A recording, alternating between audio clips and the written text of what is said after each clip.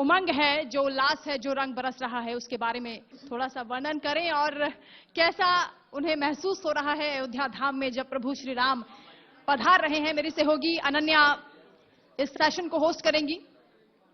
Ananya, over to you.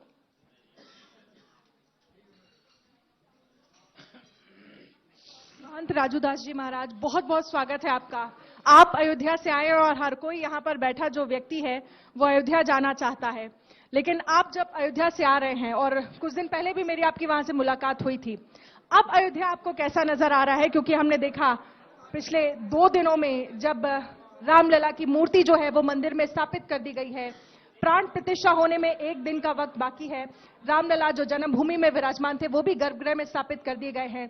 कैसा नजारा आप देख पा रहे हैं, कैसा आप महसूस कर पा रहे हैं, क्योंकि अब रामलला जो है वो टाट से ठाट में है? पहले तो आपके जितने यहाँ दर्शक बैठे हैं उनको ढेर सारा आशीर्वाद, मंगल कामना। आपके और आपके सभी दर्शकों को ढेर सारा आशीर्वाद।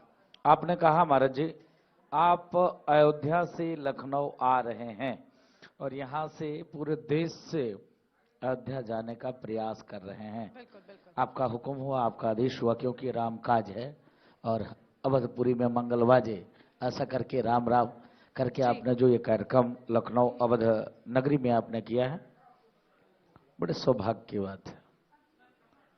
मैंने जब अभी देखा 2 दिन पहले, हम लोग तो वहां अंदर थे, लेकिन जब मीडिया के सामने में जिस परमात्मा, जिस मूर्ति में प्राण प्रतिष्ठा होनी है, जब उसको देखा मीडिया के सामने आते, हर व्यक्ति भाव विभोर था, उत्साहित था, प्रसन्न चित्त था, आह्लादित था।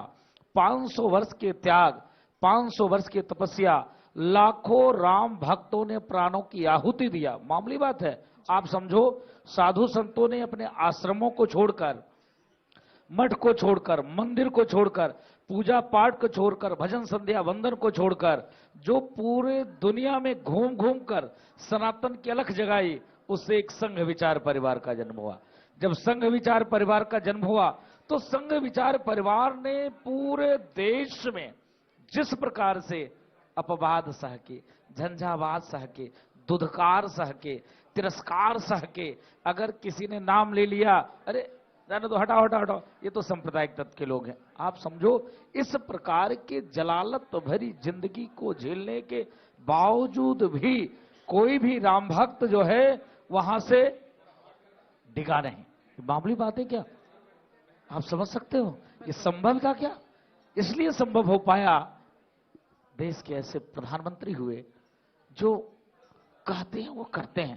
तो जिस प्रकार से जब वो मूर्ति आई, भय प्रगट कृपाला, दीन दयाला, कौशल्या हितकारी, हर्षित महतारी, मनमनहारी, अद्भुत रूप विचारी, लोचन अभिरामा, तन घनश्यामा, निजे आउद भुच्चारी, भूषण बनमाला, नयन विशाला, शोभा सिंधुकरारी। आप देखिए, अयोध्या ही नहीं, मंदिर ही नहीं, अयोध्या के आस पास की इकोनॉमी बढ़ गई। जो लोग कहते थे मंदिर की जगह ये बना दो, ऐसा कर दो, वैसा कर दो, माननीय उप मुख्यमंत्री जी बैठे हैं, केशव जी कभी काम करते थे विश्व हिंदू परिषद में, आज उप मुख्यमंत्री हैं।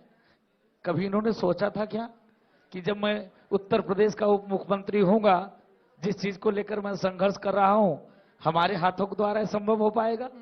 ऐसे करके 500 वर्ष, 1-2 दिन नहीं, 500 वर्ष, और 500 वर्ष में 5 लाख से ऊपर राम भक्तों ने प्राणों की आहुति दिया। जिस अयोध्या में कभी युद्ध ना हुआ हो, लेकिन इन कट्टरपंथियों ने, सांप्रदायिक ताकतों ने, धर्म के द्रोहियों ने राजनीतिक रंग देकर 76 बार युद्ध कराए। एक बार नहीं, एक बार नहीं, मामूली बात है क्या?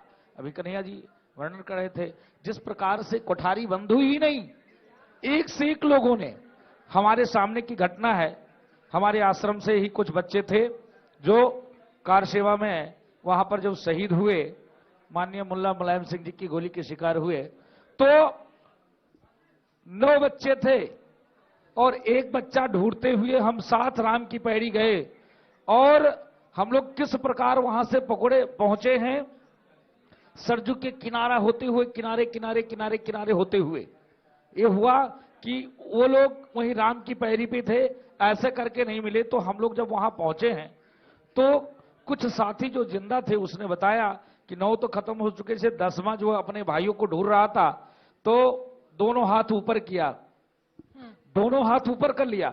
दोनों हाथ ऊपर करने के बाद आप समझ सकते हो, दोनों हाथ ऊपर करने के बावजूद भी उसको पीछे से गोली मार दी गई। बिल्कुल।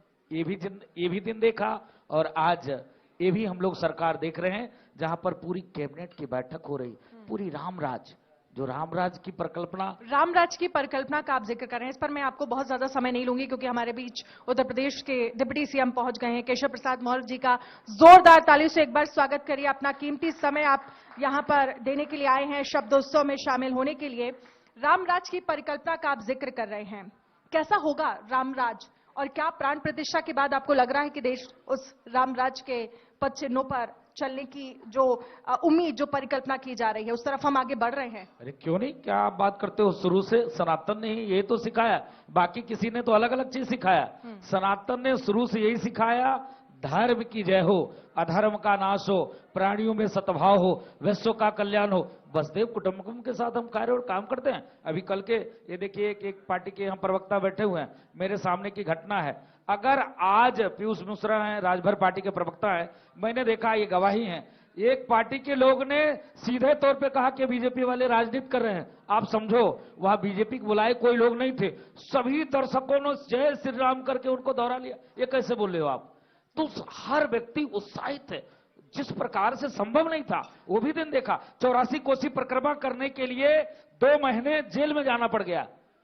क्या बात है भाई, राम जन्मभूमि में बात और विवाद चल रहा था, 84 कोसी परिक्रमा आपने रोक दिया और SC एक्ट दर्ज कर दिया, 9 धारा दर्ज कर दिया। हनुमानगढ़ी मंदिर का आगे गेट, पीछे के गेट बंद करके, उस समय में एक युवा मोर्चा के प्रदेश अध्यक्ष थे आशुतोष राय, पीटते हुए, एक पूज्य शंकराचार्य जी थे उनको पीटते हुए, और हम लोग को इतना दिन तक। तो रामराज है, तभी तो हर व्यक्ति को निमंत्रण दिया जा रहा है। बताओ, गोली चलवाने लेकिन कुछ वालों लोग को भी निमंत्रण को अस्वीकार कर रहे हैं, उनके लिए आप क्या कहेंगे? दुर्भाग्य है उनका, वो निमंत्रण नहीं अस्वीकार कर रहे हैं, वो सीधे राम जी को ठुकरा रहे हैं और कुछ नहीं। रहा न कुल कोई रोमन हारा, यस ना हो हाल तुम्हारा। ये स्थिति ना हो जाए कि तुम्हारे कुल में भी कोई रोने वाला ना मिले। हम लोगों के विरोध करने के बावजूद भी आभार व्यक्त करता हूं श्री राम जन्मभूमि तीर्थ क्षेत्र के ट्रस्टियों का। उन्होंने इन कालनेमियों को भी निमंत्रण दिया, कहा कोई बात नहीं, गलती स्वीकार करो, क्षमा मांगो, और भगवान राम बुला रहे, आप आओ, सह स्वीकार करो। राम सबके हैं, राम पे कॉपीराइट सिर्फ मेरा नहीं है, सबका है। जितना मेरा अधिकार उतना आपका भी, लेकिन आप स्वीकार तो करिए ना। उन्होंने धुतकार दिया तो कहां राम के हैं। इसके नाते मुझको लगता है अभी भी उनके अपने अंदर सुधार लाना चाहिए, नहीं तो मुझको लगता है अभी भी थोड़ा बहुत कुछ बाकी है। मुझको लगता है 24 जब चुनाव होगा तो 400 पार। जय जय सिया राम। राम नाम सत्य तो है ही है, बाकी कुछ नहीं है। राम नाम सत्य है, एकदम राम नाम सत्य है। समय था क्या पार्टियों के पास, विपक्षी पार्टियों के पास, ये बताने का कि राम जितने बाकियों के हैं उतने हमारे भी हैं, जिसमें चूक हो गई? बहुत समय था, इतना समय था। मैं आभार व्यक्त करता हूं पुनः राम जन्मभूमि तीर्थ क्षेत्र का।